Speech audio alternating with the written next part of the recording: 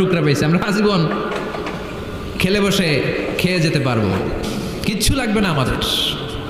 তিন বন্ধু বলে ভাগ করি, আরেকজন বলে ক্ষুধা লাগছে, একজন যা বাজার থেকে রুটি কিনে নিয়ে আয়, খাওয়ার পরে ভাগ করবো। একজন রুটি কিনতে গেল, শয়তান দুইটারে বুঝায় ওইটারে মারতে পারলে ভাগ বটোয়ারা সহজ হবে, তোরা দুইজন স্বর্ণ চারটা, তুই নিবি দুইটা, ও নিবে দুইটা।